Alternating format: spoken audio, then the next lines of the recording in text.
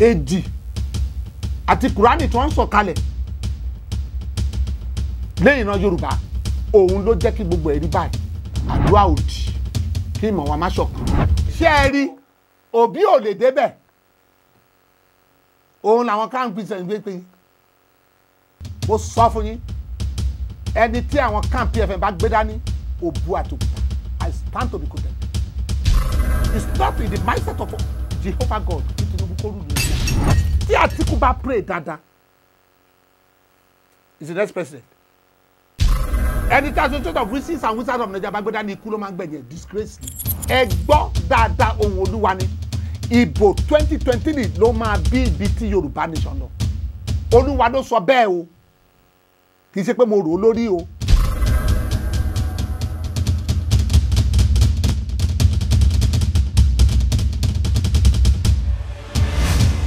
Wálé Olagunju lórúkọ mi wòlíì tí kì í wẹ̀ èmi ni olùṣọ́ àgùntàn àgbà fún ìjọ Divine Seed of God Chapel Ministry ètò kalẹ̀ sí 1 Alfonso Road lẹ́yìn NEPA ní ṣáṣá ọjọ́ ní Ọ̀yọ́ State Nigeria.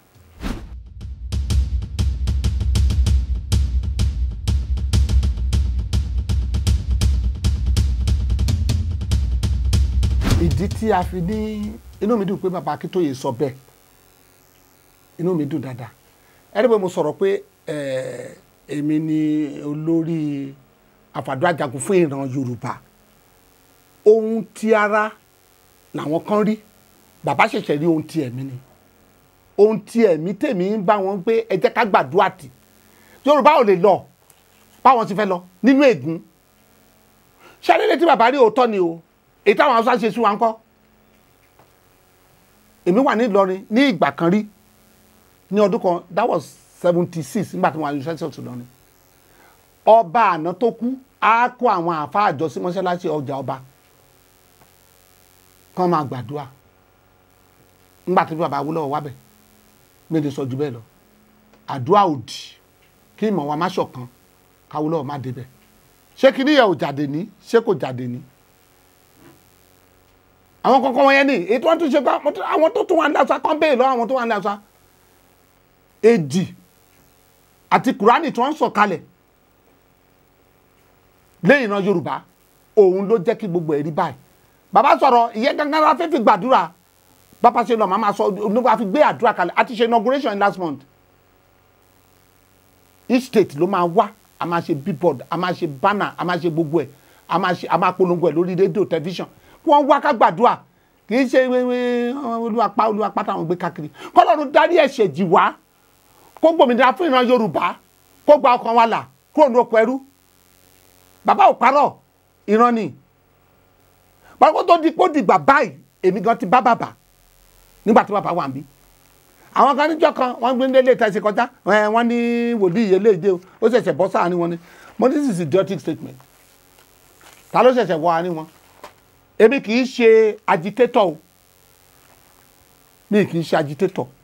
bó fẹ́ bá ń jẹ́ Akintoye Sunday Igboho àtàwọn èèyàn wa ní agitator agbẹnusọ fún Ọlọ́run Jehovah ni mí èmi ò sí lára àwọn tó ń debate ìṣòro Nàìjíríà àbí agitator èmi jẹ́ agbẹnusọ fún Ọlọ́run láti sọ ohun tí solution sí orílẹ̀-èdè Nàìjíríà ni ní gbogbo wa máa sọ mọ́ ni I am one of the few prophets in Nigeria who takes active interest in guiding the Nigerian nation in the path of righteousness, peace and progress. Mi ṣe agitator. Ṣùgbọ́n màá sọ àní ntọ́lọ́run sọ fún mi ni pé kí ìran Yorùbá máa lọ kí Ìgbò máa lọ káwùsà máa solution nìyẹn. Tẹ́lẹ̀ kan bá sọ pé solution kan wà bẹ́ẹ̀ sọ pípé lọ́lọ́ pa tí bá sọ kan bá sọ ẹni kó jáde kó wá sọ nítorí kémi dẹ̀ wá sọ tèmi. Ìgbà tí mo kọ́ lọ sọ́dọ̀ bàbá Akintoye prophecy mi tí mo gbọ́ lọ fún mi. This is all my prophecies. Olókùn bí pátápátá. Nítorí mo gbé fún bàbá rẹ̀. Bàbá 2002 mo ti sọ tẹ́lẹ̀ tó lọ aṣọ pé ìran Yorùbá ó lọ. Mo wá bẹ̀ bàbá náà bàbá kí ló dé tá a fi ní kí Yorùbá lọ kí lẹ rí. Bàbá Akintoye ṣùkú àlàyé kan lè bí. Bàbá wa ṣàlàyé fèmí pé 15 years ago bàbá Akintoye làwọn ríran pé ìran Yorùbá lọ sínú ìgbèkùn. Ìgbà tó di few years ago ló lọ ní kóun dìde kóun lọ gba ìran Yorùbá sílẹ̀ àti tọ́pọ̀lọpọ̀ ọmọ nìyẹn ẹ quote mi kan béèrè lọ bàbá ìgbà tí mo wá dé bàbá báwo ni kí ni ó ṣe báwo ni kí ni ó ṣe àwa sọ̀rọ̀ wọ́n wá sọ̀rọ̀ nípa ti Sunday Igboho pé kó máa mobilize àwọn èèyàn láì sí ìjà láì sí à ń pààyàn búyàn iṣẹ́ tí wọ́n fún Sunday Igboho ni bàtẹ́ mi wá débẹ̀ mo kó gbogbo prophecy mi bàbá káwọn èèyàn ẹ̀jọ́ ìgbà tí mo lọ sí Kútọ́nù bánà tí mo gbé lọ sí Kútọ́nù ni àti wọ entrance prison tí Sunday Igboho wà ní tí mo gbé lọ ni mo yà níbi ibẹ̀ nílé Sunday Igboho ni ìgbà tí mo lọ sọ́dọ̀ bàbá èmi rẹ̀ àti bàbá Akintoye àwọn èèyàn mi ní pẹ̀lú bàbá Akintoye ìgbà tí mo meet àwọn executive bàbá àwa rèé bàbá rèé àtàwọn èèyàn mi mọ́tò tó ń gbé Sunday Igboho ní Kútọ́nù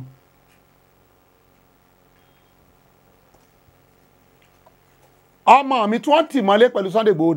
for 4 hours nígbà tí mo lọ sọ́dọ̀ ẹ̀ lákòókò photo controller prison Kútọ́nù rèé òun ní kí ya photo pẹ̀lú ẹ̀ kí n máa fi rántí òun bàbá rèé àtàwọn èèyàn mi tàtẹ́ group photograph ìgbà táwọn bàbá ń wo prophecy mi rèé òun rèé so bàbá mọ̀ mí dáadáa torí mo máa ń ṣe ìwádìí ọ̀fìntótó èmi iṣẹ́ agitator o mo wá lọ bàbá kí ló dé tí àwọn Afẹ́nifẹ́re àti tọ́pọ̀lọpọ̀ ọmọ ni mo fẹ́ sọ fún mi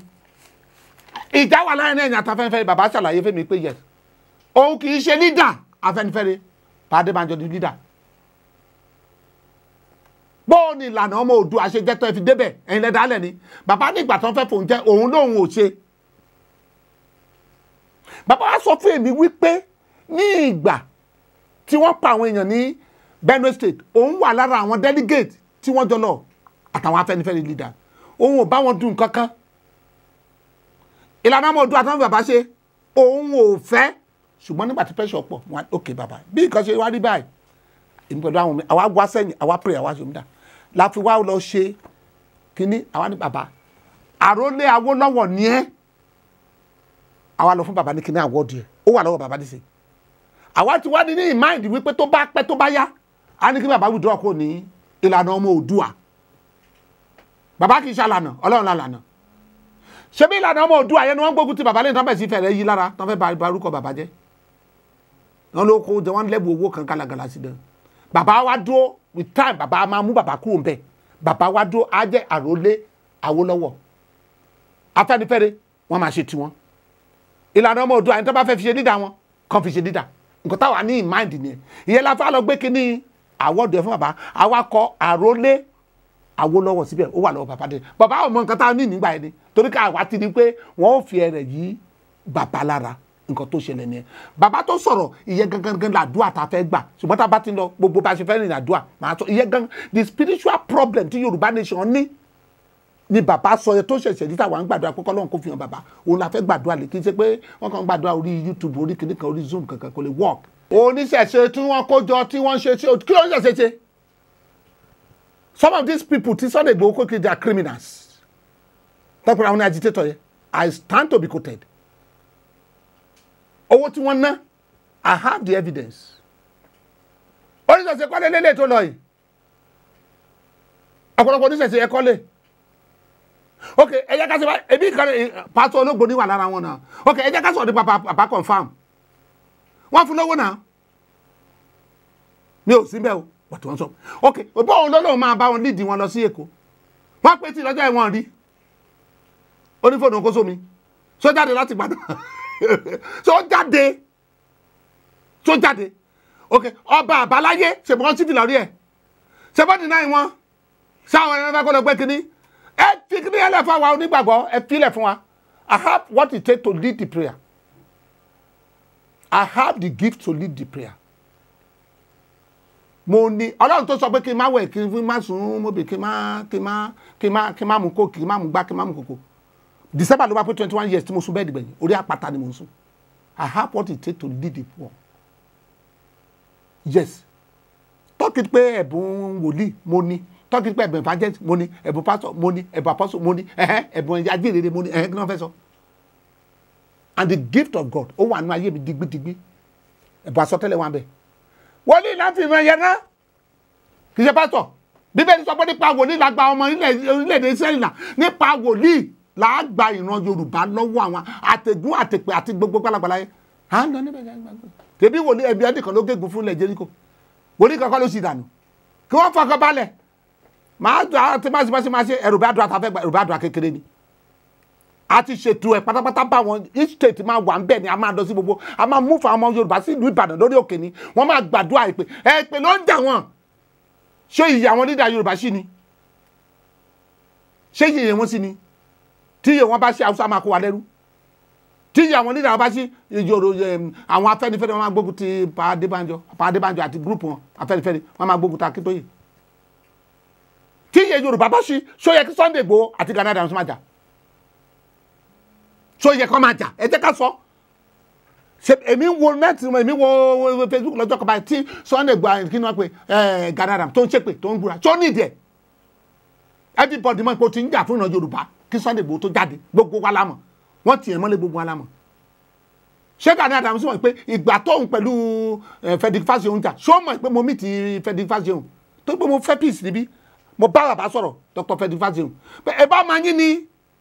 ẹ júlẹ̀ fún bọ́ẹ̀ bàbá bá dùn kan tọ́wọ́ bá dùn kan ṣe bá máa la júlẹ̀ fún bàbá ó dẹ̀ gbà bàbá ẹ̀dá ó ní prophet ó ní mo ti gbà kí ló fi ló bí àwọn èèyàn kó sáà ní Ààrẹ Ọ̀nà Kakanfò àti Sunday Igboho wọn kàn gbà ṣé dèsè Yorùbá tuntun dèsè wọn ní Sunday Igboho ní Ààrẹ Ọ̀nà Kakanfò wọn sọ dòdì sà ṣé ẹ mọ̀ pé ogun àti ogun tí àwọn Fúlàní Haúsá gbé tiwa ní òjẹ kan ṣe bẹ́ẹ̀ ni wọ́n ṣe dá wàhálà sáà ní Awólọ́wọ̀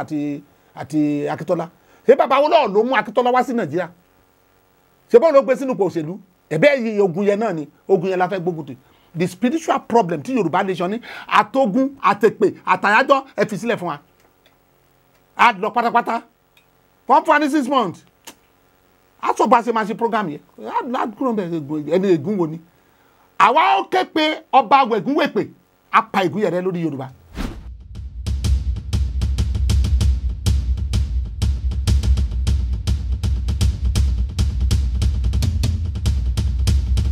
bí mo sọ mi ń ṣe ìkan lára àwọn ajìjàgbara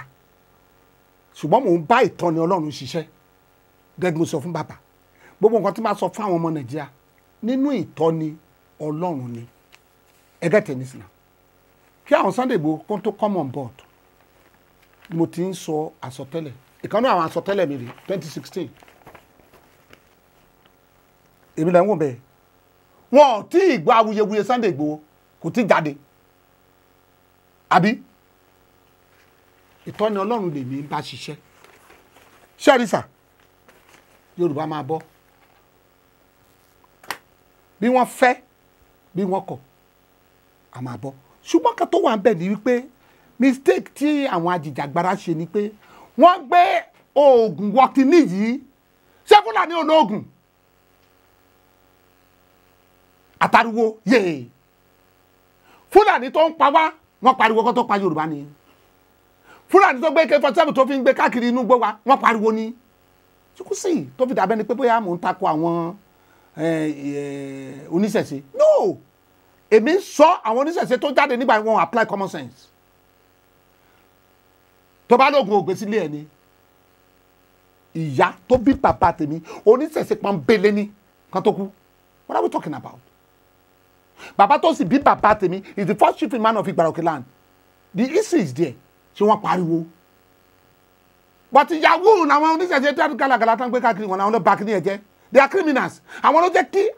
jẹ́ kí kíní ìrí báyìí ìrìn àjò 100 years wọ́n fẹ́ sọ di 150 years mọ́ wa lọ́wọ́ ìgbà tí wọn ò tí jáde let me be clear ìgbà tí wọn ò tí jáde tí bàbá Akíntóyè wà láyé táwọn ṣe ní náàsì wọn kiri Buhari ò gbógun tì wọ́n yes tàbá sọ̀rọ̀ pé Haúsá ṣe kiri kan ká tún sọ ti Yorùbá Buhari ò gbógun tì wọ́n federal government ò gbógun tì wọ́n wọ́n dẹ̀ ń lọ wọ́n kọ lẹ́tà wọ́n lọ sí káàkiri wọ́n lọ káàkiri kò yẹ wọ́n lẹ́nu ní kété tí àwọn criminals tó wà lẹ́yìn Sunday Igboho tán jáde àwọn pa Buhari àwọn pa kiri kan àwọn pọba àwọn pa jomini irú ẹ̀mí burúkú ẹ̀mí èṣù wo ló ń gbénú àwọn wèrè wọn. That's out of criminality ṣé nìkan sọ pé òun fẹ́ pa mí kí n máa wò níran nígbà tí mi ò gọ̀sà nǹkan tó fà á nìyẹn ni ẹ pa Buhari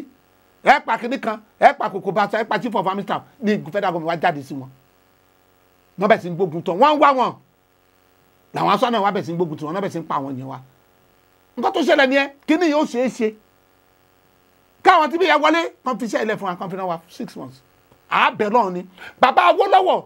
Sir Ahmadu Bello àti Tafawa Balewa àti ìgbà tí wọ́n gbòmìnira fún wa wọ́n gbé ìbọn ni wọ́n pariwo ni wọ́n búra wọn ni ṣé wọ́n gbé ìbọn ẹ gbọ́ pé wọ́n fògùn threaten anybody they are bunch of criminals wọ́n kọ́ set up group jọ sórí kìíní kan wọ́n bẹ̀ sí gbó wọ́n bẹ̀ sí ẹ̀sọ́ tó Ọlọ́run ló mọ iye owó tó ń gbà lọ́wọ́ àwọn wa ní abroad ṣé àwọn yẹn ò sí bí wọ́n kàn ń tàn wọ́n ìgbà tí mo ṣe program pé kọ́lọ́run kó release Sunday Igboho àgbowó lọ́wọ́ anybody kan jáde mo dẹ̀ ṣe lóṣooṣù ìgbà tí mo lọ sí Kútọ́nù ẹ̀mẹ́ta mo lọ ẹ̀kíní tí mo lọ mi mú less than 250,000 dání mo dẹ̀ ṣáta mọ́tò lọ mo dẹ̀ lọ́bọ̀ mi pariwo kò sẹ́ni tó mọ̀ ìgbà tí mo lọ tọ́nà tó mọ̀ èèyàn ń ṣe nǹkan ní tọmọlúàbí ni à gba ilẹ̀ Yorùbá à gbà ṣùgbọ́n ẹ jẹ́ ká máa lọ máa wá sọ ìdí gangan ìran Yorùbá kì í ṣẹ́rú Haúsá Fúlàní we are peculiar people of God ọmọ ológun ni ìran Yorùbá.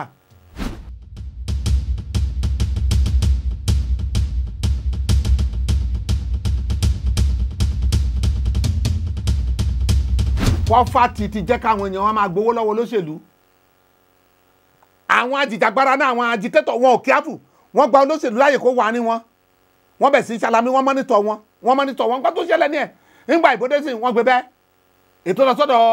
Àtíkù lọ síbẹ̀ ètò lọ sọ́dọ̀ Òbí ó lọ síbẹ̀ ètò lọ sọ́dọ̀ Tinubu ó lọ síbẹ̀ but ẹ gbọ́ dáadáa ohun Olúwa ni ìbò 2023 ló máa bí ibi tí Yorùbá nation lọ Olúwa ló sọ bẹ́ẹ̀ o kì í ṣe pé mo rò ó lórí o Olúwa tó ti ń sọ fún mi láti 2002 ní Tribune ti ń gbé pé Yorùbá ó lọ gbogbo ẹ̀ ni mo kó fún bàbá Akintoye ó wà lọ́wọ́ wọn dìse Ọlọ́run yẹn ló sọ fún mi pé ìbò tó ń bọ̀ yìí o òní òbí ìbò táwọn kan sọ pé kò ní síbò ta ni ó dá àwọn wọ̀nyí dúró bí Òbí débẹ̀ ìbò yẹn ló máa bí ibi tá à ń lọ bí Àtíkù débẹ̀ ìbò yìí ló máa bí Tinubu jagajaga abikina korúkọ ẹ jagaba abikina korúkọ ẹ jagajaga bó débẹ̀ ìbò yìí ló máa bí ìbò tó máa bí Yorùbá ni Yorùbá máa lọ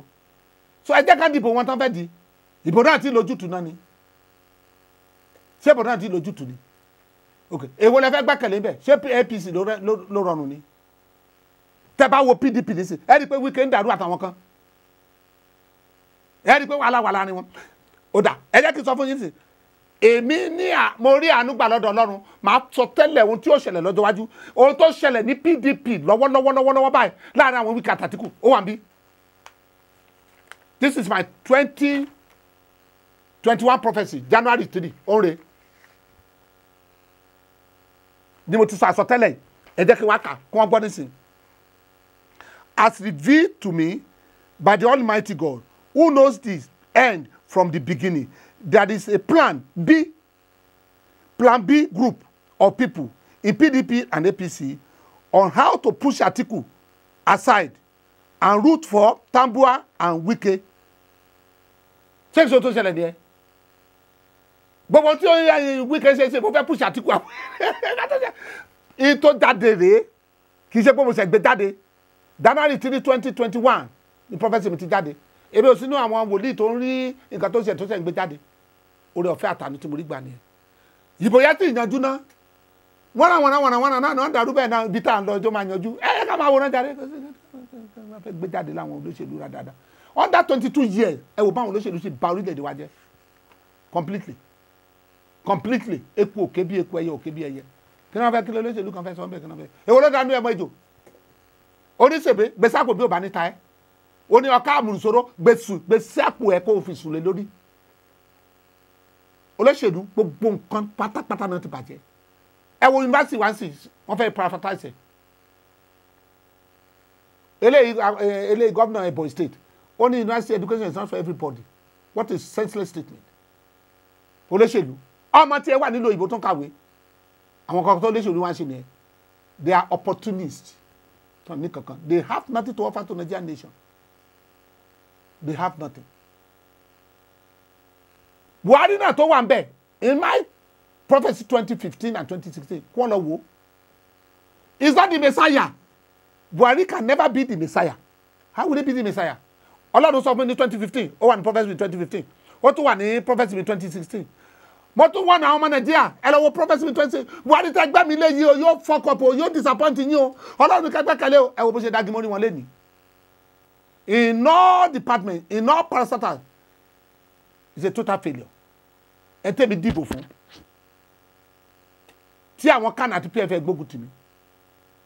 Wọ́n kàn gbá bàbá yẹn sẹ́gbẹ́ kan níbẹ̀. Kò mọ tó ń ṣe mọ́. Buhari has become figurehead president. Báwo ni university ṣe wọ́n ṣe close university wà down to it now? Tí ò ní kankan ṣe. Tó kàn káwọn kàbá jáde. Èmi ni mo kọ́kọ́ gbé jáde ní 2016 pé kàbá àti ajá kí gọ́ọ̀mẹ̀ntì o kíyàwó ẹ̀ tó sọ pé àwọn kàbá èbò kọ́ gbé jáde nínú prophecy. Kò sí kankan táwọn ìbọ̀dì lè sọ nípa kíní tí Buhari fún mi. Kí ló fẹ́ sọ bẹ́ẹ̀? Anybody tó bá fẹ́ sọ nípa Buhari ẹni kò sọ fún mi ohun tó fẹ́ sọ níbẹ̀. Ìgbà tí Buhari ni ṣé bẹ́ẹ̀ mi lè lè ìgbà tó misled Jonathan òun lè lè kí ló fẹ́ sọ? Kí ló fẹ́ sọ nípa ẹ̀? So ẹ wá wo gbogbo orílẹ̀-èdè wa lẹ́ni bó ṣe wá ní gàlagàlagàlagàlagàlà tí gbogbo ẹ̀kọ́ rí gàlagàlà tí ò lórí tí ò nídìí ìgbà tí mo sọ lélẹ̀ pé Buhari ó máa fẹ́ ìlú Nàìjíríà lélẹ̀ this is the paper tó gbé jáde pé kọ́ máa gbára lé táwọn kan wá ń pè ní su Nàìjíríà su kìíní kan su kòkó báyìí nígbà tó ṣe dáadáa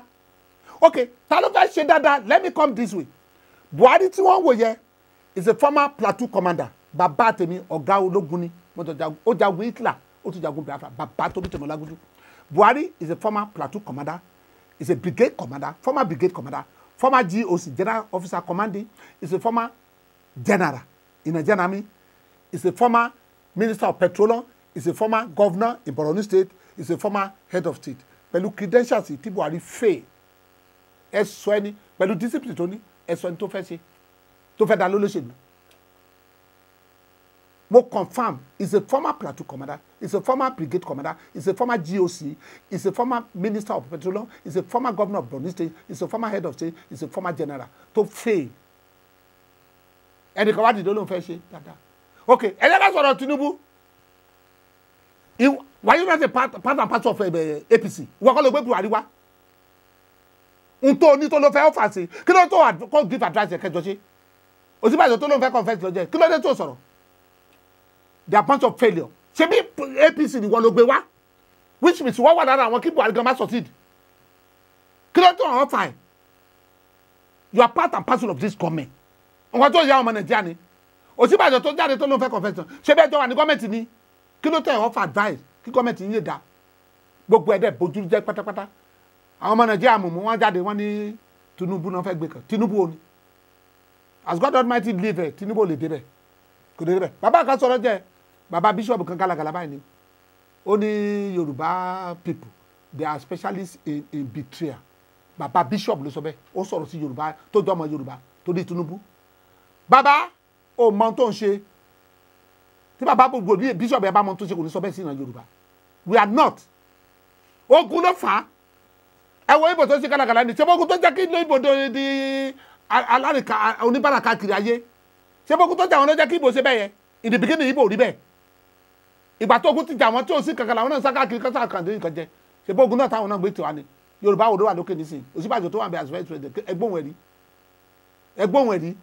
ẹ̀yà kan wá dominate wa bàbá yẹn wá jáde torí Tinubu ṣé wọ́n sọ fún ẹ pé Tinubu Abíọ́lá tó ní fúnlẹ́fọ̀n tó ń jẹ́ ó débẹ̀ kan padà nù oore ọ̀fẹ́ torí pé bàbá ìjagun Ọbásanjọ́ ló fi ráàánú gbà torí pé òun náà dance to the tune of the Hausa ẹ tó tún lọ sọ́dọ̀ àwọn Babangida àti Absalom jẹ́ mẹ́ta tó lọ gbé ẹ̀wẹ̀ ní ọmọ mi wá kí yín o ó ní national agenda ló ní national agenda wo ni bàbá yẹn ní national agenda wo ni nǹkan tó jùlọ báyìí lẹ́dàdà kí gbogbo foríkorí kọ́ wá solution sí ọ̀rọ̀ Nàìjíríà the solution to Nigeria problem is total separation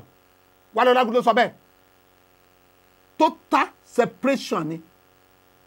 kó gàgbọ́ àdíjìyàn tiẹ̀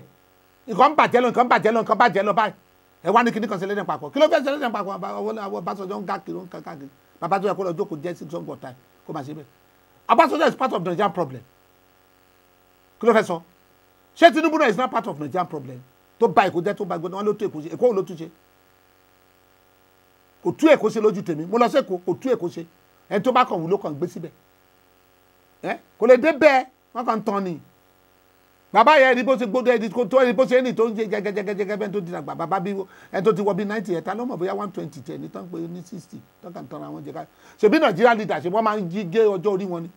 wọ́n máa ń fortify ọjọ́ orí wọn ni ọmọ 80 àní 60 ló ò fẹ́ kú èrè wọn ni ẹjẹ́ kó láwọn bàbá wọn jáde total separation ni solution tá bá ní solution wọn bẹ̀ solution tán ti wá láti 1960 tí wọn ò rí nísìn nígbà tí Nàìjíríà wà bẹ̀jẹ̀ economy ti bàjẹ́ completely náà ṣẹ̀ṣẹ̀ wá wárí ó tọ́ ni.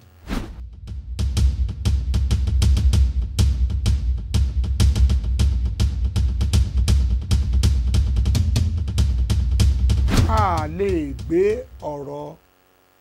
Yorùbá de Nigeria nation sórí èmi wà lára gúrùpù kan tí wọ́n fọ́ọ̀mù nígbà pé pray for Nigeria General Gowon ní chairman olúwa ní ikú ọ̀la ni wọn pé kò mú jáde mo rí pé wọ́n ti politics bọ̀ àtowó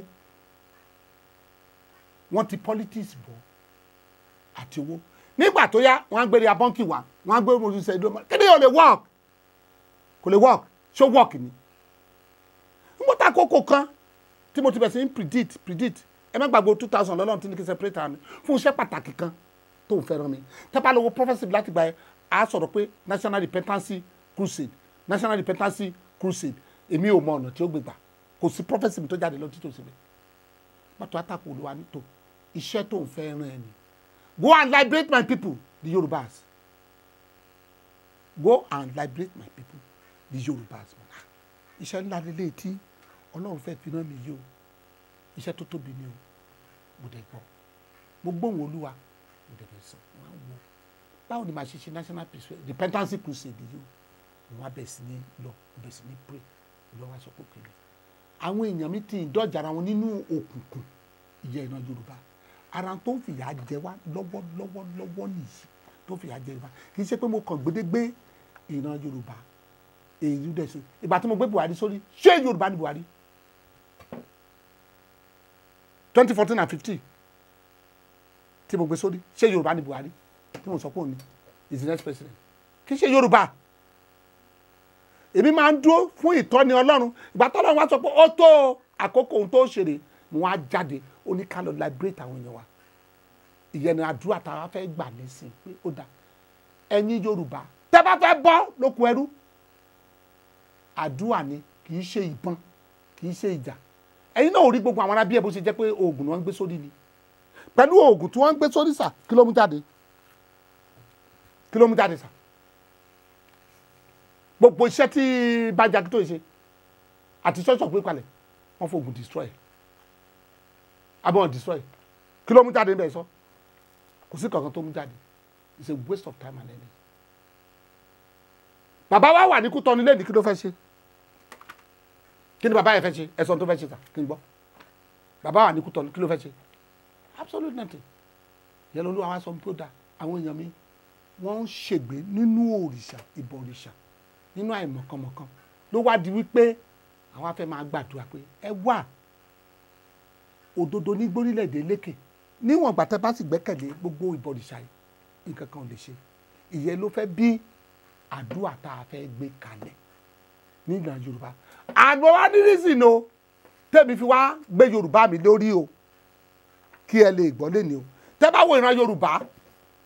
dáadáa a lè fi wọ́n wé ìran Júù we are peculiar people ìran Yorùbá ògo Yorùbá ọ̀run láti mú wá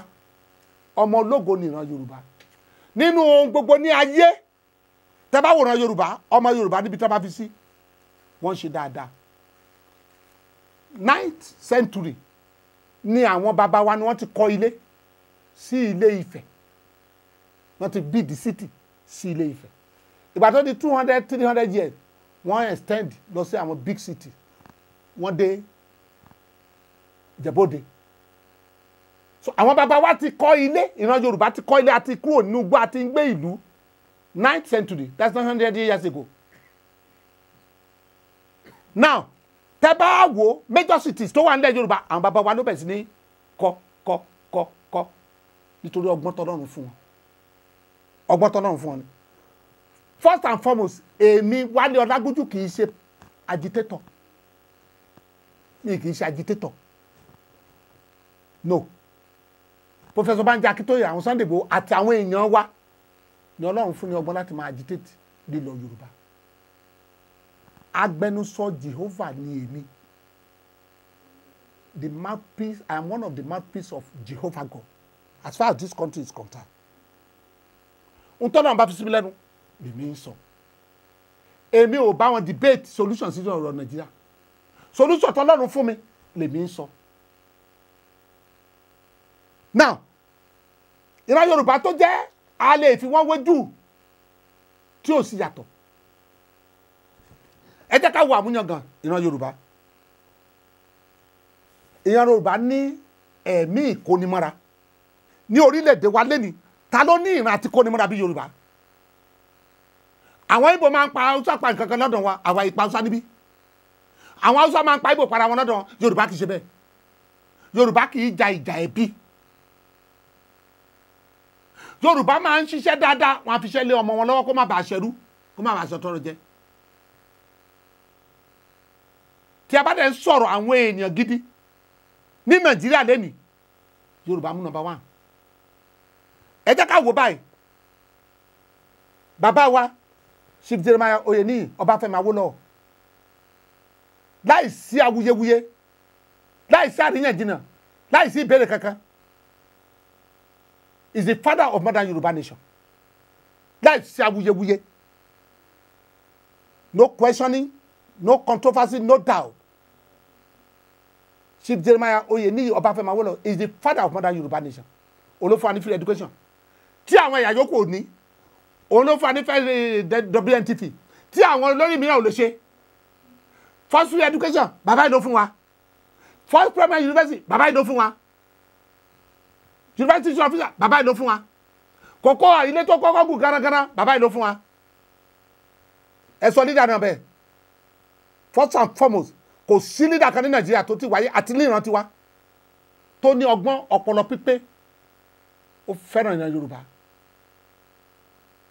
dáadáa very intelligent very articulated very bright very brilliant bàbá Awólọ́wọ̀ ni leader wo ló rí bẹ́ẹ̀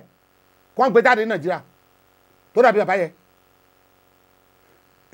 in terms of academically everything Yorùbá is the first chief justice of Nigeria Sade Tokunbo Abimbola Yorùbá ni Gani Fáwẹ̀mí foremost lawyer Yorùbá ni Shifa Fẹ́bàọ́lá Yorùbá ni bàbá Rotimi Wile Yorùbá ni brilliant lawyers Òṣòbùkọ́ Yorùbá ni tẹ́bá sọ̀rọ̀ àwọn tó tún jẹ́ medical ìgbà tí Professor Rason Kuti tó jẹ́ minister of health láyé ọbẹ̀ Babangida commended ó ní ministry ẹ̀ nìkan lọ́kàn balẹ̀ sí ó ẹ̀zẹ̀ kí ló fẹ́ sọ mbẹ́ kí ni wọ́n fẹ́ wí politically àìzẹ̀ in everything àìzẹ̀ nínú òṣèlú àìzẹ̀ nínú ọpọlọ àìzẹ̀ ọmọ ológo ní Yorùbá káwọn ẹnìkan káwọn adélé nìkan kan fẹ́ paná Ògòyẹ làwọn kan ní tán fẹ́ paná ẹ̀ Ògòyẹ náà fẹ́ paná náà gbógun tì Ògòyẹ làwọn fẹ́ gbà wípé ẹ ní paná ògo Yorùbá even in America ta ni a lè fi bàbá Awólọ́wọ̀ wé Abraham Lincoln tí bàbá gan ò bá jù lọ tí ò bá jù lọ ogun tí wọ́n ń jà kọjá ta ló parí ẹ̀ ṣé bí Yorùbá ni Brigadier Benjamin Adekunle àwọn ló lé structure yẹ Ọbásanjọ́ ló execute ló parí ẹ̀ they are Yorùbás tí wọ́n fi àmì kan tó jáde lọ́dọ̀ wọn kan fi wé tó Ọbásanjọ́ àti Adekunle Benjamin Adekunle kan fi jáde ní Nàìjíríà lẹ́nu kò sí Yorùbá ẹ̀dá ọ̀tọ̀ ni wọ́n so èmi dúpẹ́ lọ́dọ̀ pé mo jẹ́ ẹ̀dá ọ̀tọ̀ bó ti dúpẹ́ fún tọ́lọ́run fi Yorùbá ṣe nǹkan tó ṣẹlẹ̀ ni physically and spiritually Yorùbá good ẹ wo àwọn tó wà ní Nàìjíríà tó ń gbàdúrà Yorùbá ni àwọn ni tàlàtí ìfẹ́ fi wé àwọn Apostle Ayọ̀ Babalọ́lá tó wọn láṣẹ tàlẹ́ fi wé ẹ sọ àwọn pásọ̀ tó ti dé ní Nàìjíríà ni Kúmí yìí wà bẹ́ẹ̀ náà èsì náà lè Yorùbá máa ẹ jẹ́ ká gbàgbé àwọn yẹn ìran tó lógo ni wá wọ́n fẹ́ pa ògo yẹn ni Ọlọ́run sì ní gbà ìyẹn làwa wà rò pé kí la fẹ́ ṣe nísìnyí o ká wá gbàdúrà kalẹ̀ àdúrà yẹn làwa fẹ́ gbé kalẹ̀ òun gangan ni kókó ọ̀nà tí Yorùbá lè fi lọ lé léyìí program tá a fẹ́ ṣe rè program yẹn nìyí second Saturday of every month là á máa ṣe a ṣe àǹbìlì tó pọ̀ a distribute sí gbogbo ilẹ̀ Yorùbá dé Ẹ̀dó dé Delta dé Kwara dé Kogi state nǹkan tá a máa ṣe rè then a máa ṣe banner billboard ńlá sí gbogbo irú Ìbàdàn sí 14 la máa ṣe síbẹ̀ billboard kan dẹ̀ máa cost wa ní about 80,000 gbogbo ilé táwọn kan pariwo kan tó ń lògùn wọn nídìí yẹ wọn ò nídìí ẹ̀ kan fi ṣẹ́ fún ẹni tó fi ṣẹ́ fún Wálé Ọlágúnjú lọ́lọ́run fi ṣẹ́ yẹn náà a dẹ̀ ti bá àwọn wòlíì sọ̀rọ̀ àwọn àgbàlagbà wòlíì tí wọ́n sọ ìpè nù a dẹ̀ fẹ́ babaláwo wòlíì láàrin wa ẹlẹ́fẹ́ gba Yorùbá ẹ gbà lọ́wọ́ Ọlọ́run ẹ gbé fún èṣù ẹ wá pariwo jà kò lè possible ẹ gbà lọ́wọ́ Ọlọ́run ló sọ pé ìdán Yorùbá ta ló dá Yorùbá kìjọ Ọlọ́run ni ìgbà táwọn ọmọ Ísírẹ́lì lọ ṣé wọ́n sọ fún yín pé wọ́n tán kúrò nílẹ̀ yẹnu wọ́n sọ fún yín pé wọ́n jagun ni wọn ò nídìí yẹ wọn ò nídìí yẹ rárá láti jagun ohun tá a nílò ní àdúrà kọ́lọ́run gba gbogbo ègún rẹ tó ń ja ìran Yorùbá ègún ló ń ja ìran Yorùbá náà àtogun àṣà gbogbo ilẹ̀ mọ́ yín lọ́wọ́ ẹ̀ ń pariwo jà ẹ̀ ń pariwo pé kí ni wọ́n ti pè Yorùbá Nation now Yorùbá Nation now màá kàn wò wọ́n títí pé Yorùbá Nation now bíbó ṣé wọ́n ní bẹ́ẹ̀ ṣe ń gbà nìyẹn bíbọ̀dì tá a fẹ́ ṣe rèé kí àwọn Yorùbá ràn wá lọ́wọ́ lóṣooṣù kọ́ pinnu wọ́n lè lọ pray sí mi èmi ṣe ajagunjẹ́ra mi ìfọyín orí kọ́lé mi ìfọyín kankan àní àádọ́ ìran Yorùbá gbọ́dọ̀ lọ wòlíì ló gba ọmọ Ísírẹ́lì là wòlíì ló gbọ́dọ̀ gba ìran yìí là it's a strange of fact a ti ṣe gbogbo ẹ̀ sílẹ̀ bí wọ́n ṣe máa ṣe kò ṣe àti mú estate àti kó wọn jọ àti inauguration last month àdúrà ló kù wọ́n máa ràn wá lọ lóṣooṣù ni la máa ṣe program yẹn wọ́n á rí a máa gbàdúrà ni wọ́n á gbà á Ọlọ́run lè lo Buhari come break Nigeria we are not talking of break up Nigeria nation ṣe bí àwọn bàbá wa ti ṣètò yẹn sílẹ̀ Eastern region wà Western region wà Northern region wà wọ́n ti ṣètò ẹ̀ láì jà ó dẹ̀ dúró kí ló dé táwọn náà ò ṣe bẹ́ẹ̀ ẹ jẹ́ ká padà sí region then ẹ máa discover wípé within 10 years tí Yorùbá bá dúró high competition máa wà ṣé nígbà tí bàbá Awólọ́wọ̀ tó dá yunifásitì lẹ̀ làwọn Zik náà lọ dá tiẹ̀ lẹ̀ Awólọ́wọ̀ ló dá yunifásitì lẹ̀ táwọn náà dá tiwọn lẹ̀ ìgbà náà ni Ahmadu Bello dá tiẹ̀ sílẹ̀ ìgbà náà dá hospital sílẹ̀ àwọn náà dá tiwọn lẹ̀ high competition máa wà kò ń ṣe pé ìjà wà èmi ò believe pé Hausa àti Yorùbá ti bò kan jà ní ìbílẹ̀ bẹ̀ but tí oníkàkùn bá dá dúró high competition máa wà àkáǹtẹ̀ máa bá wa fowó sí rè òun rèé lóṣooṣù là máa ṣe second Saturday a máa gbàdúrà ẹ máa wá retí pé àdúrà tó ń gbà wọ́n máa gbé sórí nẹ́ẹ̀tì o èmi iṣẹ́ àwọn ajítótò tó ń pariwo jà káàkiri o ẹ wò ó mi ní pariwo bọ́tà gbàdúrà ẹ̀yin náà máa fàdúrà ràn wá lọ́wọ́ ẹ jẹ́ kí n pa àkáǹtì ẹ̀ fún yín àkáǹtì name Ayílẹ̀yẹ Sherifat Adéfúnkẹ́ account number 0624988866 let me come again account number 0624988866 bank GTB then phone number mi 08023 ẹ jọ̀ọ́ wá lọ́wọ́ ẹ ti wá lẹ́yìn ká gbàdúrà àwọn ọmọ Ọlọ́run máa gbàdúrà wọ́n máa gbàwẹ̀ a máa kó àwọn obìnrin sẹ́gbẹ̀ẹ́ kan tó máa gbàdúrà kó fi kúlẹ̀ bí a máa bá Ọlọ́run sọ̀rọ̀ kí àwọn opó wa bẹ̀ kó fi kúlẹ̀ Ọlọ́run kó fi bá Ọlọ́run sọ pé gbà wá lọ́wọ́ wàhálà yìí ìyà yìí pọ̀ ìyà yìí tó wọnú àwọn lórí kan ṣe ohun tó tán kí ìran Yorùbá dúró káwùsá dúró kíbo dúró ṣé wọ́n ní solution ní báyìí there is no solution anywhere there is no solution everywhere eléyìí táwọn agitator kan ń gba owó tán kan ń gbá wọn lórí tán kan ń gbá wọn lórí tán kan sọ pé wọ́n ṣe kíni Yorùbá Nation now wọ́n ní bàbá Akintoye kọ̀wé lẹ́nu ọjọ́ mẹ́ta pé kíní kan pa máa lọ ní December kò lè possible ẹni Wálé Ọlágunjú tó sọ bẹ́ẹ̀ kò lè possible àwọn èèyàn wọ̀nyí àwọn Buhari àwọn olóṣèlú wọ̀nyí ṣé wọ́n fẹ́ ká lọ wọn ò mọ̀ pé ibi tó ti oppress àwọn mẹ̀kúnnù náà ti ń jẹ ni ẹni gbogbo wọn tó ṣe gbogbo wọn ẹni wọn tó dákẹ́ jẹ́ ipò ni wọ́n dùn ní sí national chairman ẹni tó jẹ president ẹni tó jẹ kìnìkan nǹkan tó dùn kò lè possible and they have no solution at hand solution orílẹ̀-èdè wa ọwọ́ Ọlọ́run ló wà kò sí lọ́wọ́ ẹnì kankan ọwọ́ Ọlọ́run ló wà gbogbo tó ṣẹlẹ̀ tí gbogbo ẹni dojú mọ́ Ọlọ́run mọ̀ sí torí kó fẹ́ ká lọ ni but èṣù ò jẹ́ káwọn people foríkorí kí là á ṣe kí làlàáfíà òfin jọba wọ́n kàn bí the bush about wọ́n sákàkiri wọ́n ní eléyìí ni ó dá wọn gbé síbẹ̀ eléyìí ni ó dá wọn gbé síbẹ̀ eléyìí ni ó dá wọn gbé síbẹ̀ tó bá ti débẹ̀ tó á sún wọn ìyà dẹ̀ ń jẹ àwọn ọmọ Nàìjíríà àwọn òyìnbó wá ń kó àwọn ọmọ wa bí ẹrú bólúwa ti bẹ tẹ́ mi lẹ́bẹ̀ I stand to be quoted very soon Yorùbá máa lọ ẹ jẹ́ ká bẹ̀rẹ̀ àdúrà ká máa wò àwa ò gbẹ́bọn o bọ̀tà ó gba àdúrà káwọn ọmọ Yorùbá ti wà lẹ́yìn nǹkan bá nílò kọ̀ọ̀kan máa fi support wa lóṣooṣù kó máa sọ́tà káńtì ká máa wò a máa ṣe bíbọ̀dù yẹ a máa ṣe sí gbogbo ilẹ̀ Yorùbá wọ́n á wá á wá képọ̀ lọ́run á wá bẹ̀bẹ̀ á lọ lórí ìkùlọ̀ á gbà nú àwẹ̀ ètò lọ ní 40 days ètò lọ 20 days àwẹ̀ àti àdúrà la nílò ká bá Ọlọ́run sọ̀rọ̀ àwa ò fẹ́ kẹ́ni kankan kú àwa náà mọ̀ pé ọlọ̀tẹ̀ wà láàrin ìdíjọ́ Yorùbá bọ́tí yẹ ọkàn wa Ọlọ́run ló ní ẹ̀mí wọn ọlọ̀tẹ̀ ló pọ̀ jù láàrin àwọn ọmọ Yorùbá àwọn leaders wọn yẹ ọlọ̀tẹ̀ ló pọ̀ nú wọn tí wọn ò fẹ́ kí Yorùbá lọ kán wà ní oko ẹrú bọ̀tọ̀ Ọlọ́run ó fọ ọtọ wọn ló kàn yẹn ebó ló lọkọ bá títí jòyè ó mọ̀ bí ó ṣe ṣẹ̀mí wọn gbogbo ẹ̀ka pariwo kí àwọn palágbára àwọn nídìí wọn yẹ àní kí ìṣelógo kí ìran Yorùbá lọ sí ilẹ̀ ìṣelógo wọn ilẹ̀ ìlérí tọ́lọ́run ti ṣètò pé á lọ bẹ̀ tó sàn fún wàrà ká lọ bẹ̀ káwọn ọmọ á máa gbádùn kọ́ kúrò níyà ìdí tèmi fi fẹ́ràn Yorùbá ni ẹ Yorùbá kì í ṣe oppressor kì í ṣe oppressor ẹ wo Gatwick airport tó wà ní ibi tèmi ẹ sí ọmọ Yorùbá lónìí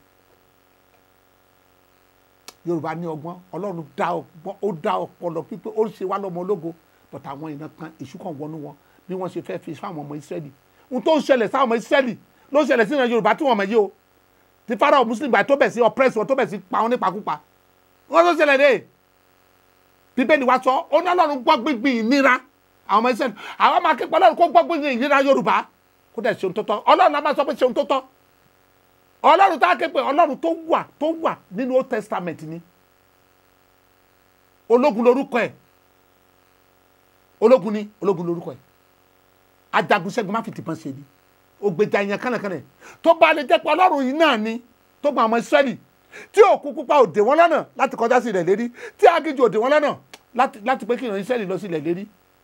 tí ogun Fáráò borí wọn táwọn ọmọ Ísírẹ́lì gbé wọn ó di dandan Yorùbá máa lọ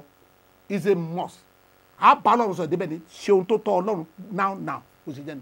Ọlọ́run wọn sọ kó ṣe nǹkan now kì í ṣe Yorùbá nation now tán gbé ìbọn lé wọn kiri ìbọn ní Buhari fi lé wọn kiri àtọ DSS wọn wá wọn lójú méjèèjì ni.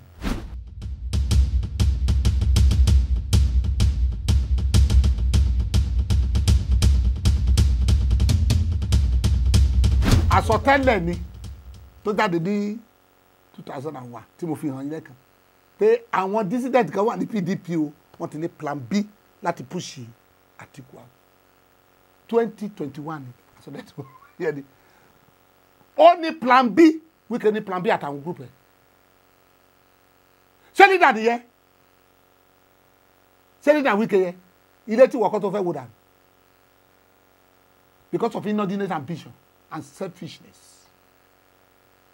inordinate ambition and selfishness ló ń jọ Wike lórí ilé tó kọ́ fẹ́ wò dànù right ìgbà tí PDP tó wó ìwọ ló dúró tó náwó kò sẹ́ni tó lè gbà ẹ́ lọ́wọ́ Wike bọ́tò oníjà owó tí wọ́n bá dẹ̀ wá ló fẹ́ kọ́ta ọ̀fẹ́ di president tí ò bọ́ sí ṣèbí Christian ló pera ẹ̀ kí ló tó dúró dà kó Ọlọ́run kó dẹ̀ wá farabalẹ̀ ó wá fẹ́ ba ẹgbẹ́ yẹn jẹ́ pátápátá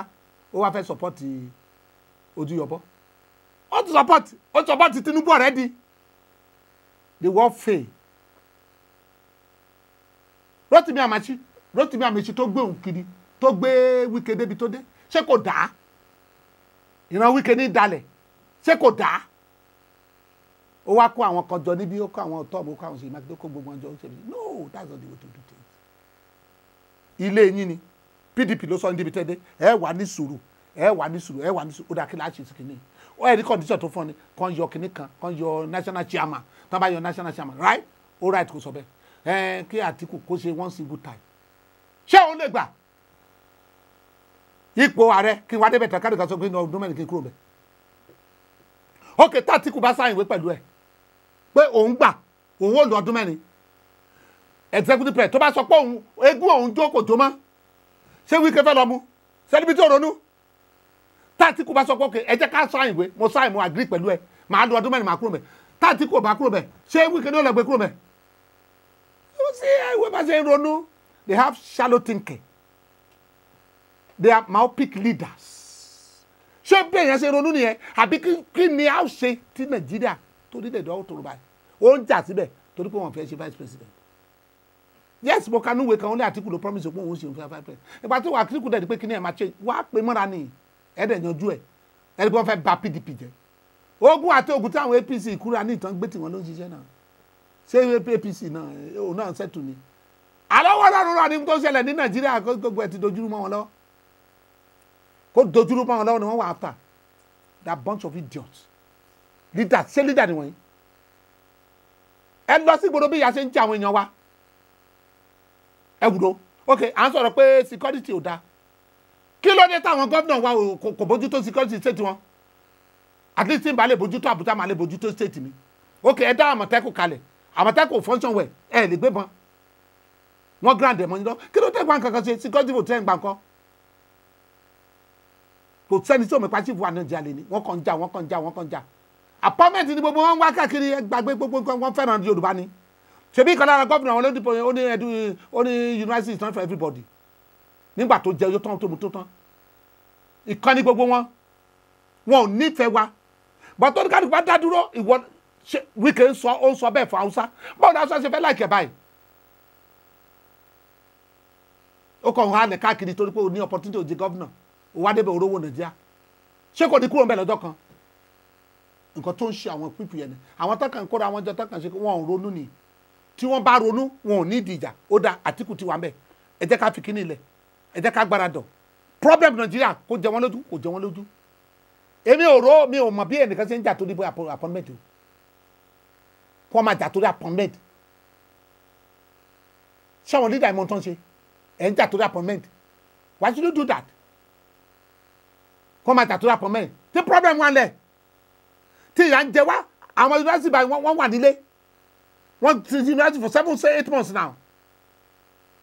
owó òṣìṣẹ́ tí wọ́n ń san wọ́n ń yáwó ni federal government ò lówó lọ́ báyìí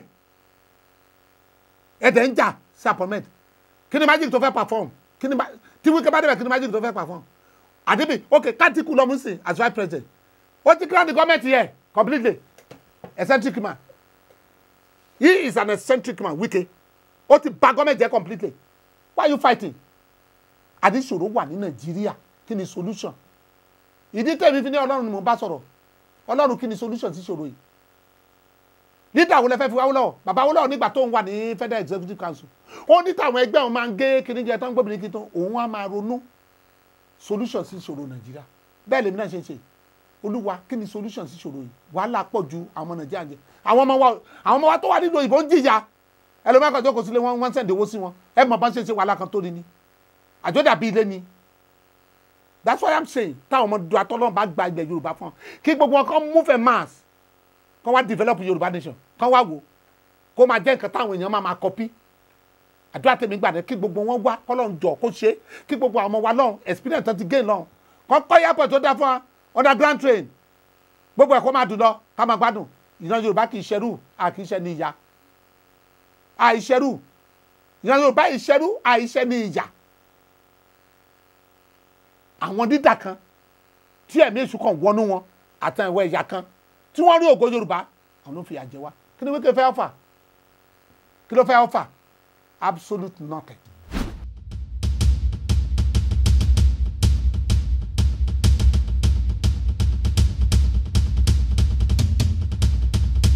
ṣé ẹ rí Òbí ò lè débẹ̀ òun làwọn kan ń gbèsè ìwé pé mo sọ fún yín ẹni tí àwọn kan PFM bá gbé dání òbu àtòkùtà I stand to be quoted tí Christian Nàìjíríà bá gbé ẹnìkan dání wọ́n gbé Jonathan dání they push him to disgrace they misled Jonathan and they push him to disgrace Òbí ni wọ́n gbé kìí sìn ẹ jẹ́ ká sọ kí ni bishop ń wá nínú ipò òṣèlú kí ni bishop ń wá ó ní ìjọba tó ń kì í ṣe ti ayé kí ni bishop náà máa fi ṣe running mate Kwankwaso bishop Dausa bishop wọ́n ti tọ́ ipò ọláwò ó lè làwọn bishop Nàìjíríà ọ̀pọ̀lọpọ̀ wọn ipò ọlá ti dùn mọ́ wọn lẹ́nu òun ló jẹ́ kí àwọn Tinubu máa ráìdì wọn èmi ò blame Tinubu àtàwọn Muslim Nàìjíríà èmi ò blame wọn kí lè wá láàrin wọn wọ́n ní kí bishop wá jẹ vice a Muslim fundamentalist Kwankwaso inú ẹ̀dùn náà Ọ̀ṣínbàjò is a provincial pastor ní Banana Island vice president wọ́n ní kó yọ pastor kúrò ní kíní òun náà yọ ìyẹn náà tì síwájú ó lóun yọ Major General kó yọ pastor náà yọ ó lẹ́yìn tó bá tijú mi ní ayé àtijú ẹ̀ ní ọ̀run ipò wọn ti dùn mọ́ wọn lẹ́nu wọn ò lè ṣe ju yẹn lọ òun ló wá jẹ́ káwọn muslim máa dáìdì wọn nísìn it's not in the mindset of Jehovah God kí Tinubu kó rúlu Nàìjíríà instead káwọn bishop ẹ̀ kó sọ pé wá kọ́ pray àwọn rí ẹ̀jẹ̀ lọ́wọ́ ẹ̀ ẹ̀jẹ̀ aláìṣẹ̀ tó ti palẹ́ kó tó ta sílẹ̀ lọ́gbàdúà bàbá bishop rádàdà ń pariwo ó ní ìran Yorùbá they are specialists in betraying ó tún ta ìran Yorùbá ó tún sọ wọ́n sáyé bàbá rádàdà yẹ I challenge him kó wá confront me ṣé ẹ kó síbẹ̀ bàbá ò gbàdúrà kó rí ó wà bias tóbi tó jẹ lọ́dọ̀ Tinubu kí ni ẹ̀ṣẹ̀ àwọn wòlíì ìgbàanì wọ́n kọjú sí ìwà ìrẹ́jẹ corruption wọ́n sì ń gbógun ti àwọn ọba ìgbàanì tó ṣe lòdì sí òfin àtàṣẹ Ọlọ́run ṣùgbọ́n àwọn bíṣọ̀bù sí àwọn tó kówó jẹ ni wọ́n bá ṣọ̀rẹ́ àwọn olè àwọn wòlíì sí àwọn bíṣọ̀bù sí. Why are you helping with those who loot Nigerian treasury in a reckless manner? Èmi sọ nígbà Jonathan mo ní oore ọ̀fẹ́ láti rí owó millions wọ́n gbé ká mi mọ́ mo ní mi ò fẹ́ torí pé mo fẹ́ Ọlọ́run ní má gbà mí ìdẹ̀gbá wọ́n fẹ́ fún mi ní oil block mo ní mi fẹ́ yes ṣebí torí owó ni wọ́n fi ṣe bẹ́ẹ̀ tí a bá distance ara wa a lè checkmate àwọn politician orílẹ̀-èdè wa tó borí orílẹ̀-èdè wa jẹ́ báwo ni wọ́n ṣe fẹ́ checkmate wọn sí ẹ wo nísìn àti pín àwọn kan support Àtíkù àwọn kan support Òbí àwọn kan support Tinubu wọ́n wá gbógun tira wọn wọ́n gbé Òbí lọ sí detention camp wọ́n pariwo níbẹ̀ Adébóyè ti lose focus wọ́n gbé lọ sọ́dọ̀ Dunamis wọ́n gbé lọ sọ́dọ̀ Dunamis gbogbo wọn dìde wọ́n hèlè ẹ̀ nínú church Ọlọ́run they should come on board wá sọ fún mi ta ni ààrẹ kan tó jẹ tó lọ sí mọ́sálásí ní Nàìjíríà tí àwọn imam tí wọ́n dìde tó ń hèlè ẹ̀ sórí bẹ́ẹ̀ nǹkan tó sọ ṣọ́ọ̀ṣì dání ẹ they are suda not bishops àwọn tọ́lọ́run ti kọ̀yìn sí tọ́lọ́run bínú sí àwọn tọ́lọ́run ti gbàgbára lọ́wọ́ wọn Adébóyè wà ń bẹ̀jẹ̀ Òbí lọ sí redemption camp wọ́n dìde wọ́n hèlè ẹ̀ ní ṣọ́ọ̀ṣì Ọlọ́run tí Bíbélì sọ pé Ọlọ́run ní Jésù ní ká máa worship ká máa hèlè wọ́n lọ síbẹ̀ Ọbásanjọ́ síbẹ̀ ní 20 something nígbà tó wà ní gọ́ọ̀mẹ̀ntì ó ní kó lọ ka Bíbélì àwọn èèyàn dìde wọ́n pé Ọbásanjọ́ ó lè kò kọ́ bàbá yẹn lẹ́kọ́ if I have my ways I will retire him with immediate effect kó lọ jókòó sílé ṣọ́ọ̀ṣì Ọlọ́run di báyìí lójú ayé Adébóyè ṣọ́ọ̀ṣì Ọlọ́run di bẹ́ẹ̀ ṣé wọ́n lè ṣe bẹ́ẹ̀ lọ́dọ̀ Kúmúyì is it not a pastor ṣé wọ́n lè ṣe bẹ́ẹ̀ lọ́dọ̀ ṣọ́ọ̀ṣì Kúmúyì Kúmúyì is a role model ṣé wọ́n lè ṣe bẹ́ẹ̀ ní ṣọ́ọ̀ṣì Kúmúyì ṣé wọ́n lè ṣe irú ẹ̀ ní the apostolic faith nǹkan tó táwọn Pentecostal bishop yẹn ni tó ń pa ṣọ́ọ̀ṣì jẹ́ dání yẹn yes tí Àtíkù bá pray dáadáa is the next president tó bá pray dáadáa is the next president tí ó bá pray dáadáa àwọn jẹgúnjẹrá jàgàbá àwọn ọmọ àrígẹ Obi is no way to find á lọ jẹ president Biafra nation sáwùsá fẹ́ kó débẹ̀ ni sáwùsá fẹ́ kó débẹ̀ ni ó yẹ kó Òbí ní kọ́mọ̀sẹ̀ pé láti ìgbà ayé àgúrò ìjọsìn láwùsá náà ti fẹ́ nígbà táwọn àwọn Ìgbò tó ti pàtàkì fẹ́ balẹ̀ wà tá àbọ̀ndù bẹ́lẹ̀ ni wọ́n ti fẹ́ràn wọn it's a statement of fact àwọn ní kò dẹ̀ sí solution tá a bá jẹ́ kí ipò náà débẹ̀ kò sí solution but ẹ̀yin ọmọ Yorùbá ní gbogbo àgbáyé ẹ̀yin Kristẹni ni mo bẹ̀ ẹ support program yìí ohun tọ́lọ́run bá fi sí lọ́kàn lóṣooṣù ẹ máa send ẹ̀ sí wa a máa ṣe billboard sí gbogbo ilẹ̀ Yorùbá pátápátá a dẹ̀ máa lọ sí rédíò tẹlifíṣàn a máa polongo rẹ̀ n ta fẹ́ nìyẹn lọ́dọ̀ yín mi ìfowó yín ṣe kankan pray over me èmi yìí ṣẹ̀ṣẹ̀ ṣe pásítọ̀ kan tó ṣe kíní kan òdú ni mí láàrin àwọn wòlíì ní Nàìjíríà ìgbà táwọn pariwo jẹ́rìkẹ́rì tó ń pariwo táwọn bíṣọ̀bù Nàìjíríà tó ń sọ pé Bush làwọn rí tó wọlé Bush làwọn rí tó wọlé Bush làwọn rí tó wọlé Bush wo náà rí tó wọlé Bush wo ni Ọlọ́run sọ fún mi báyìí pé it is Kerry dẹ̀ wọlé I have the paper John Kerry dẹ̀ wọlé nígbà lamẹ́ríkà tí wọ́n dẹ̀ commend mi so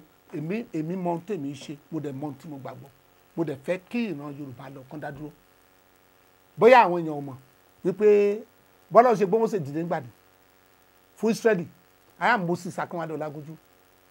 ẹ̀ńtọ́lọ́run gbé dìde fún ẹ̀ Ọlọ́run á dẹ̀ tì wá lẹ́yìn á dẹ̀ gbàdúrà àwọn ọmọ Yorùbá ó sì bọ́ nínú oko ẹrú tí wọn àwọn bàbá aláwa ẹ̀ṣẹ̀ yẹn ló kó wọn sínú oko ẹrú láì ṣẹ̀ṣẹ̀ jẹ́ òsì ẹ̀ṣẹ̀ burúkú yẹn ni àti oògùn balabala tó ń gbé kiri ẹ wo nísìn mo gbé kiri jáde lọ́jọ́ ẹ mo ní Yorùbá ọ̀ká kúrò ní olójú dẹ́bọ̀dẹ́bọ̀ tó ń gbé káàkiri mọ́ni mi káàkiri òṣìṣẹ́ burúkú tó ń gbé káàkiri o ìkábọ́ sórí kìnìkan ó ní kìnìkan mi wá ó mọ̀ mí ni ẹ̀ ń gbóríṣà síbẹ̀ sóríṣà yẹn gbèyìn nísìn ebẹ́ lọ sí ìrè tẹgbẹ́ Sunday Igboho wọn bẹ̀ ṣógbà ni wọ́n lé ògùn ní ìrè ti wà kóògùn tó wá ẹgbẹ́ lórí dẹ́bọ̀ òrìṣà kan ládàá kan tí ò ní kankan ó ní wọ́n ya orí kan sẹ́ orí pétékì kan báyìí orí pétékì olójú dẹ́bọ̀ olórí pétékì kan tó ń gbé kiri ṣé ìyẹn ni Yorùbá máa gbé káàkiri we are in modern world àti kọjá gbogbo wọn yẹn lọ we are in modern world we are talking about a Yoruba nation tó yẹ pé law and order will be in existence kò ní sí ìrẹ́jẹ kò ní sí kinní ìwà burúkú tó ṣẹlẹ̀ ní Nàìjíríà wọ́n ti wọ́n náà àwọn Yorùbá nǹkan tó fẹ́ gbé wọ orílẹ̀-èdè Yorùbá nìyẹn ṣé wọ́n ṣe ń gbà nìyẹn tẹ́tù náà bá bẹ̀ jẹ́.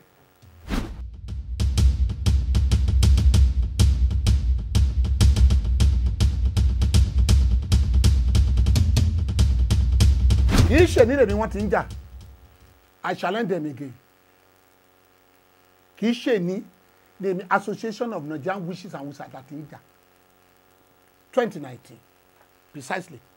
May 2019 nígbà tí wọ́n fẹ́ gbé Jonathan síbẹ̀ May 2019 yẹ ó wá jẹ́ Sunday àwọn wọ̀nyí Association of Nigerian Witches and Wizards yìí náà ní o wọ́n wá gba Sunday lọ́wọ́ àwọn bàbá bíṣọ̀bù burúkú wọ̀nyí wọ́n ní kí wọ́n gbé Saturday lé wọn lọ association sọ pé Sunday làwọn fẹ́ la máa ṣe inauguration fún Jonathan wọ́n ní Sunday làwọn fẹ́ wọ́n gbà lọ́wọ́ wọn I challenge them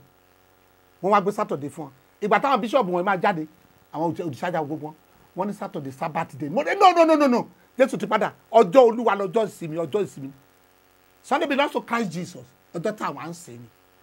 nǹkan burúkú là ń ṣe yìí o òru ọjọ́ yẹn ni mo gbàdúrà mọ́jú lọ Ọlọ́run sọ pé mo bá rí Jonathan náà bá ti kúrò mi wọ́n ti kúrò ní aṣọ òfìlà òru ọjọ́ yẹn ni nígbà yẹn sí kẹta pọ́n your days are numbered in that office. wọ́n fẹ́ pa Tinubu ni Jonathan tí wọ́n gbé káàkiri nígbà yẹn tó wọlé ẹni tí Association of Witches and Wizards of Nigeria bá gbé dání ikú ló máa ń gbẹ̀yìn disgrace ni wọ́n gbé Ọlọ́run dání wọ́n gbé èṣù dání be ye white witches of dark witches which bíbẹ̀ ní kájẹ́ bá ṣe wà láàyè inú Tinubu náà dùn àwọn àjẹ́ support ẹ̀ tálọ́ àjẹ́ support ni àjẹ́ tẹ̀mí wà ní bíbélì ikú ẹ̀ sí ni jésù bẹ́ẹ̀ ẹ jẹ́ ká máa gbé káàkiri they will all fail gbólúwa ti ń bẹ àṣìṣe wọ́n sọ bẹ́ẹ̀ wọ́n ní muslim ti àwọn support ẹ̀ so kò ọ̀rọ̀ ẹ̀dígẹ́tì Christian they will all fail as God Almighty liveth Wálé Ọlágúnjú ló sọ bẹ́ẹ̀ ìwọ association of Nigerian witches and wizards you all will fail as God Almighty liveth kí ló ń jàjẹ́ ó yẹ ká tẹ́tẹ́ máa sọ Nàìjíríà ní ibi tọ́lọ́run wá wà à ń sọ̀rọ̀ àjẹ́ wọn láwọn gbé Tinubu dání inú òun náà ń dùn wọ́n fẹ́ pa ni wọ́n fẹ́ pa bọ́ọ̀lì ni nígbà tó yẹ pé Tinubu náà ara wọn ni àmọ́ iye bíṣọ̀bù náà tó yẹ pa ara wọn ni ẹgbọ́n kí bíọ̀ sọ̀rọ̀ okay before then ṣé báwọn náà ló sọ fún Ọ̀ṣínbàjò pé kò gbọdọ̀ contest this is the same witches kò sí pásítọ̀ kankan tó sọ̀rọ̀ pé àjẹ́ sọ fún wọn ọmọ Ọlọ́run ẹ̀yin pásítọ̀ dẹ̀ dákẹ́yìn that's why tí mo fi ń gbógun táwọn Nigerian pastor tó máa sọ pé Ọlágúnjú hate wọn mo hate wọn we are an ambassador of God and Christ representative of Christ ibi tí Ọlọ́run bá wà jẹ́ ń sọ̀rọ̀ ni ó sọ fún pastor ó sọ fún Ọ̀ṣínbàjò pé kó kúrò bẹ́ẹ̀ kò ní wọlé àwọn oníjẹ́ kó débẹ̀ pé kó lọ jókòó kó lọ máa kó jókòó sí the pulpit wọ́n dẹ̀ ṣe bẹ́ẹ̀ nǹkan tó wọ́n ń ṣe nìyẹn àwọn bíṣọ̀bù condemn wọn ẹgbẹ́ kọ́ sọ̀rọ̀ nísìnyí èmi condemn association of the young witches and wizards to hell with you people kí ló fẹ́ ṣe àjẹ́ association di àjẹ́ wọn àwọn ọlọ́gbọ́n ní Nàìjíríà gbogbo àwọn èèyàn tó ń pa àwọn ló mú ẹ̀jẹ̀ lómi ayé ìgbà tí mo lọ sí ìgbésí ọ̀dọ̀ Sunday Igboho bí mo ṣe débẹ̀ bí mo ṣe ń dé bọ́dà báyìí lólórí àjẹ́ kan pè mí ó lẹ́ni táwọn dé lèmi tú sílẹ̀ mo ní to hell with you tálẹ́dẹ̀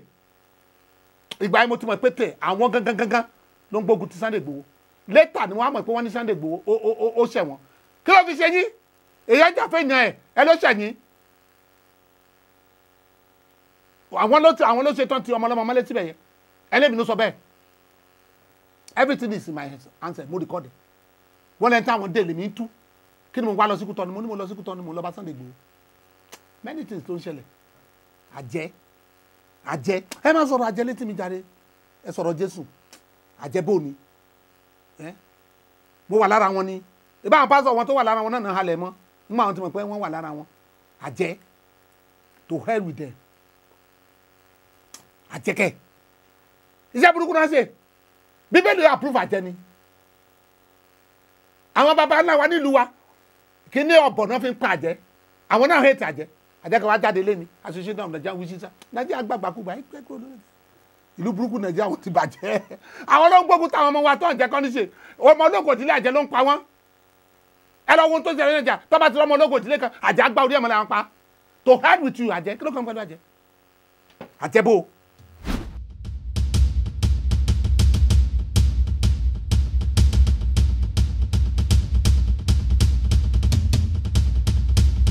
ṣẹ́dá àwọn agitator ti pọ̀ jẹ́ ohun tó ṣẹlẹ̀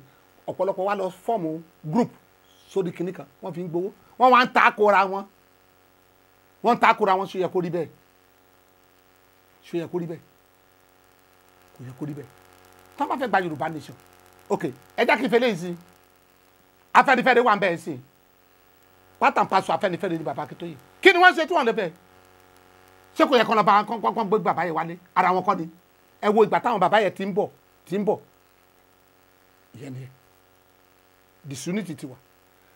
agitator gbọ́dọ̀ mú ọ̀rọ̀ pálapàla apààyàn á ṣe gbá tán fògùn halẹ̀ yẹn kọ́mu kúrò nìkan tó wà lẹ̀ ọ̀rọ̀ ogun kọ́ leléyìí ọgbọ́n Ọlọ́run àdúrà ìmọ̀ àti òye làákàyè tó péye tẹ́ bá wọ àwọn Fúlàní tó ń wá sáà wa ọgbọ́n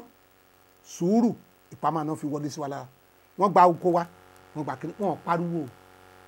wọ́n ò bára wọn jà èmi hate kí àwọn Yorùbá máa bára wọn jà wọ́n gbọ́dọ̀ fọgbọ́n ṣe oògùn tí wọ́n gbẹ́kẹ̀lé ò lè gbà wọ́n là I stand to be quoted láyé ṣebí wọ́n náà ṣe gbé fún Sunday Igboho kí ló dé tẹ́ gbé ògbé kúrò ní prison yàrá ní Kútọ́nù I went to Kútọ́nù prison and I saw Sunday Igboho face to face mo lọ sí Benin Republic mo lọ sí Kútọ́nù mo lọ sí prison mo rí Sunday Igboho face to face ó wà láyé kan bí ẹgbẹ́ òṣègbè kúrò mẹ́ wọ́n wọ́n ń tàn wá ìgbà tí wọ́n bá ti ṣe oògùn fún ẹsẹ̀ mi kó oògùn yẹn ló máa gùn wọ́n tó ọ̀dọ̀ mọ̀ pé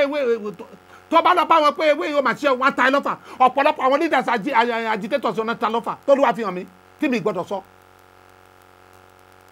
ẹ lọ máa gùn wọn tí mi gbọ́dọ̀ sọ pé wọ́n ti ta àwọn ọmọ ẹ lọ́fà tọ́lọ́run fi wọ́n hàn mí tó ta gbogbo wọn lọ́fà ọ̀fà wà lára wọn. ìgbà tó ti pariwo oògùn wọn kí ló dé náà pa Buhari ìwọ náà wọn pa Buhari kí ló dé náà pa kókó lára Buhari jẹ́sì wọ́n gbẹ́ bọ̀ ẹ̀lẹ́gbọ̀njọ́ òru wọ́n gbé pósí ẹ̀ wọ́n gbé pósí Buhari mo yín mú sórí wọn ni wọ́n gbé pósí Buhari rest in peace Buhari mo kàn yín mú sórí wọn ni ṣé Buhari náà ò la fa àkọlóògùn ẹ tọ́lọ́run ò pa tẹ́lẹ̀ fẹ́ pa àní Ọlọ́run ẹ̀mí wa wọ́ Ọlọ́run ló wà Yorùbá tí ẹ̀yin ọmọ Yorùbá gbọ́n tí ìyá tó yín tó sun yín ẹ support program yìí ẹ gbàdúrà sí ká ẹ béèrè who is Wálé Ọlágúnjú mi ní owó wọn fi jẹ nǹkan kan àwọn tí ó gbàwẹ̀ á tọ́jú wọn a ó gbàdúrà mo tún sọ lẹ́ẹ̀kan sí níwọ̀n gbà tó jẹ́ pé Ọlọ́run gbọ́ gbíngbín ìnira àwọn ọmọ Israẹli láì bú àwọn ọmọ Israẹli láì bú àwọn ọmọ Egyptians tí wọn ò jọ dá sí wọn tí wọn ò jọ dá sí wọn tọ́lọ́run sì gbọ́ Ọlọ́run tó kó wọn jáde tó mú wọn la òkú pátá tó sì mú wọn lọ sí ilẹ̀ lé tó ṣètò fún wọn ó di dandan kó mú Yorùbá jáde kó lábẹ́ ẹ̀kú ẹ̀dúrà Fúlàní Haúsá àdúrà ni ó lè lò wọn ó lè já wọn gan ló máa dé ó lè jẹ́ lídà wọn o we pray to that level Ọlọ́run wọnú wọn olóní ọkàn bá ti dìjòyè ẹ ràn wá lọ́wọ́ financially kẹ́dẹ̀ máa fàdúrà ràn wá lọ́wọ́ ohun méjì ni ẹ ràn wá lọ́wọ́ financially ẹ fàdúrà ràn wá lọ́wọ́ ẹ tó bá fẹ́ ní billboard sílẹ̀ Yorùbá kó béèrè kí ni ẹ̀ máa send ẹ̀ hard copy kan ṣe síbẹ̀ ẹ tó bá fẹ́ pa gbogbo ẹ̀ nínú rédíò ẹ pé ẹ ràn wá lọ́wọ́ ẹ tó bá fẹ́ ìwọ tó ní anointing tá anointing ọ̀sán join us tó rẹ́ láti gbàwẹ̀ ní o ní gbogbo àkókò tó rẹ́ láti sá fún ẹran fóbìnrin ní o tó rẹ́ láti sá fún obìnrin mo sọ fìyàwó ẹ lẹ́nà jẹ́ kí ìyàwó ẹ sinmi jẹ́ ká gbàdúrà bẹ́ẹ̀ mi náà ṣe sá fún ìyàwó mi ẹ̀yin náà ṣe sá fún ìyàwó mi ẹ sá fún ẹ jẹ́ ká gbàdúrà ìyà ń jẹ àwọn Yorùbá àtàbà fẹ́ parọ́ ìyà ń jẹ wọ́n ẹ lọ sọ́jà àwọn ẹ̀rọ Yorùbá ti di yahoo ẹni tó ń bá mi policy bàtà mi is a graduate